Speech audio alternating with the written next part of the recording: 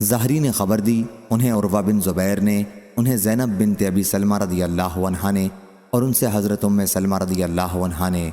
کہ نبی کریم صلی اللہ علیہ وسلم نے ان کے گھر میں ایک لڑکی دیکھی جس کے چہرے پر نظر بد لگنے کی وجہ سے کالے دھبے پڑ گئے تھے۔ حضرت صلی اللہ علیہ وسلم نے فرمایا کہ اس پر دم کرا دو کیونکہ اسے نظر بد لگ گئی ہے۔ اور عقیل نے کہا ان سے زہری نے انہیں عروہ نے خبر دی اور انہوں نے اسے نبی کریم صلی اللہ علیہ وسلم سے مرسلاً روایت کیا ہے۔ محمد بن حرب کے ساتھ اس حدیث کو عبداللہ بن سالم نے بھی زبیدی سے روایت کیا ہے۔ صحیح بخاری حدیث نمبر 5739۔ جریر نے بیان کیا، ان سے منصور نے، ان سے منہال نے، ان سے سعید بن جبیر نے اور ان سے ابن عباس رضی اللہ عنہ نے بیان کیا کہ نبی کریم صلی اللہ علیہ وسلم حضرت حسن و حسین رضی اللہ عنہما کے لیے پناہ طلب کیا کرتے تھے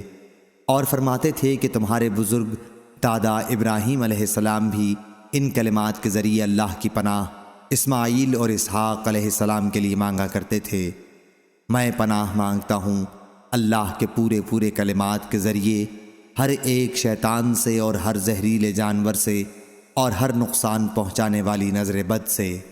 صحیح بخاری حدیث نمبر 3000